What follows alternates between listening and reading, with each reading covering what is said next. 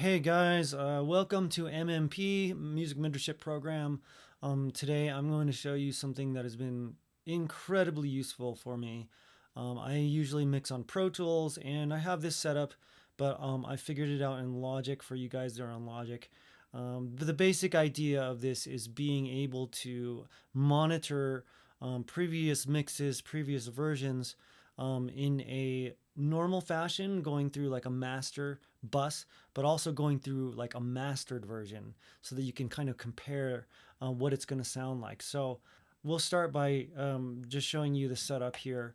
Going to the IO labels, what you want to do is you want to set up some buses. I use 1 through 4 here. And in the order of signal flow, I've set up a mix bus. All of my tracks go into the mix bus. From the mix bus, which has a compressor, EQ, tape, whatever on it, it then goes into a limited bus. Limited bus means that it's going through a limiter much like it would in mastering, but at least then instead of just smashing it with a limiter, I have these 2 different versions that I can listen to. So in addition to these 2 different versions, I have a bounce track for both of those. Because if I've finished my mix, I want to bounce it down to a track called mix. I also want a mastered version called lim mix. And that way I can hear what it's really going to sound like in the end after it's mastered, but I don't want to put that mastering limiter on my mix that I might send to a mastering guy. So I make each of those bounce. So basically what I want to do is I want to go over to my tracks, and all of my tracks that I create in my session are going to go out into the mix bus. So as you can see, I created a mix bus here. We'll call it mix bus. Awesome. So typically on a mix bus, you can put all these fancy, cool things, compressors, EQs, tape. In this case, since I don't use Logic on a normal basis, I don't even have plugins loaded in. So all I've got is a compressor from Logic. So I want to make sure that this mix bus is going out into my speakers because that's what I want to listen to. So now when I hit play, I'm going to hear both of these channels going through this mix bus with a compressor on it.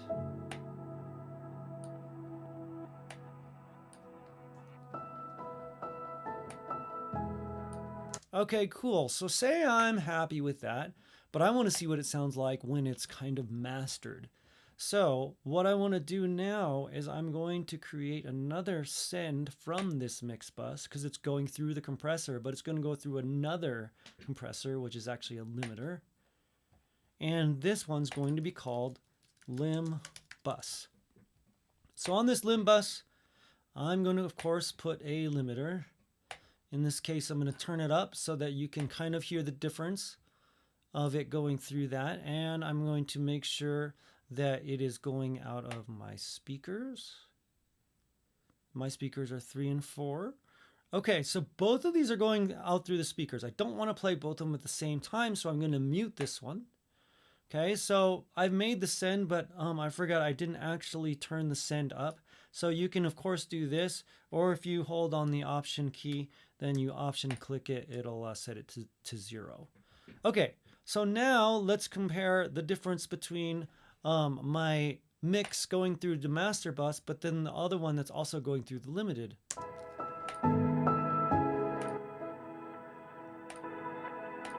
Awesome, so you can really hear the difference, right? When it's going through the limiter, this is the best way to send it to a client that's like, hey, I want to see what the mix sounds like. I never send them this mix bus. I send them the limited bus because that's what it's really going to sound like when it's mastered. Okay, so I want to bounce both of these down, but I don't want to just export the files to like iTunes or whatever. I want to actually export them into this session so that they're always there for me and I can go back to them. So the way to do that is to set up 2 new tracks. These are audio tracks. These are both going to go out of my speaker output there. And instead of 1, I'm going to create 2.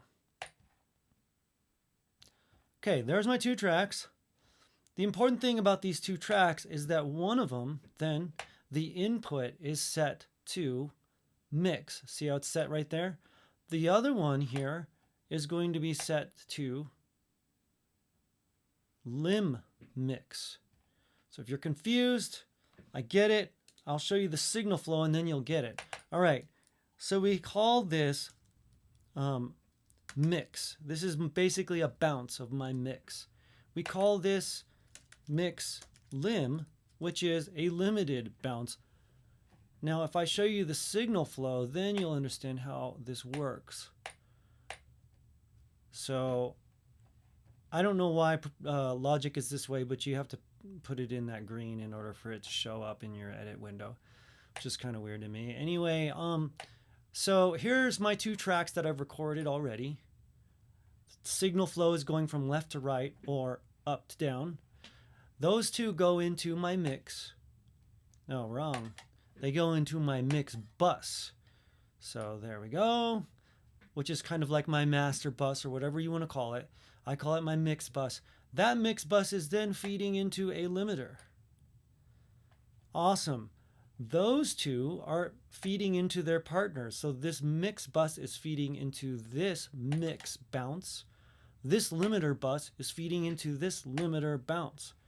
So now I can actually record into my tracks. So what I'm going to do is these always record together, okay? I don't ever record one and not the other. And that's so that I can have different versions, but I always have them paired. So now I'm going to put these into record. They're both into record. And because I'm recording both, I need to unmute this, of course. And when I do that, they're both going to be playing. So in order to not blast us out of the water, because they're going to be like peeking out of the output, I'm going to turn this down, okay? Okay, I'm going to record it. Oh, and before I do that, I didn't even send these into there. So I was telling you they're sent. They're not actually sent. I need to make a new send, okay? So I know this mix bus is going to this limited bus, but I also want to send this mix bus into the bounce.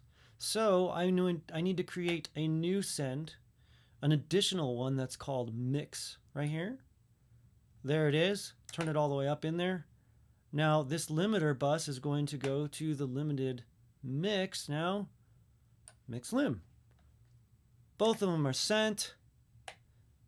And delete the mistake I made of sending it without sending it.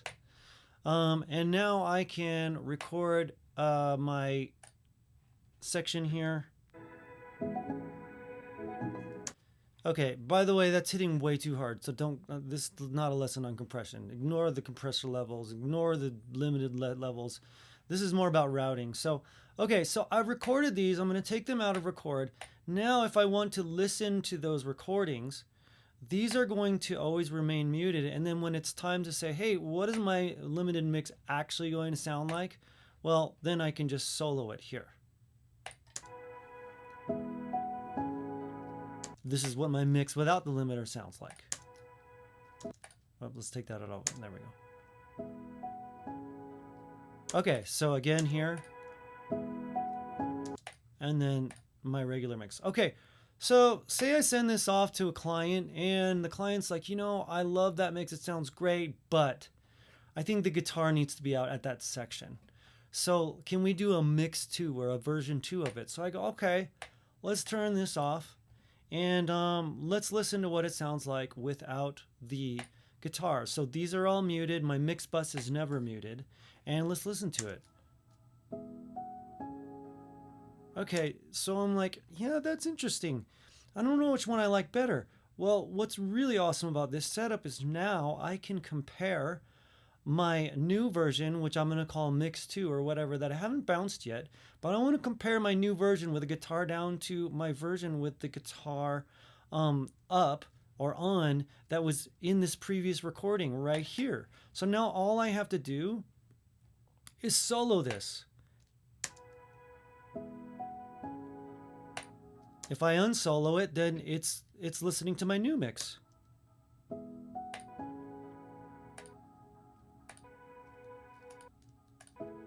That's super handy, okay? Now, what if I want to do the same with my limited version, okay? So this is what my client was listening to. So if I want to compare the difference between my limited version and his limited version, oh, sorry, my output was like way down, sorry guys.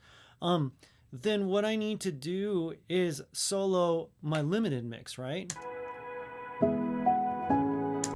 Here's the problem though. If I want to go back and forth between the two and I solo this as well, both of them are soloed. I don't want to hear both at the same time. I want to go back and forth.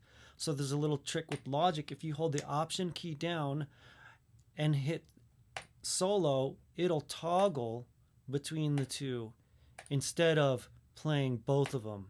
Okay, so my Option key is clicked now. Now I can compare my older version with my new version. New version, old version.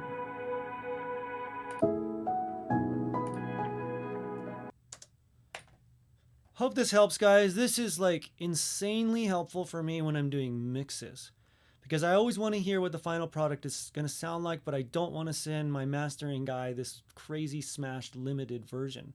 I want to have 2 versions of those. I also want to be able to go back and listen to previous versions. So when I'm bouncing these down, in Logic it's called new takes. So when I record my new mix, I'm going to call it mix 2 or whatever, it's going to be a new take. And then I make more changes, take 3, take 4, take 5. When I'm done, all of those takes are underneath here that I can compare and contrast the different versions. And sometimes I get to version 5 and go, hey, you know, I think it sounds better. But then I go back to version 3 and I go, you know what? I made 2 new versions that actually sound worse. We need to go with version 3 or whatever. This is also helpful in production when you're doing some vocals, and then sometimes you're like, oh, let's just check what it sounded like with the rough vocal. You go back to the version that you bounced with the rough vocal and go, oh wow, that rough vocal sounds really good in that verse. Let's go back and comp that that vocal again and make sure we use the rough in that. So yeah, super useful for both production and mixing. Hope this becomes part of your workflow like it has with mine, because it's changed my life. It's been super helpful. Thanks, guys.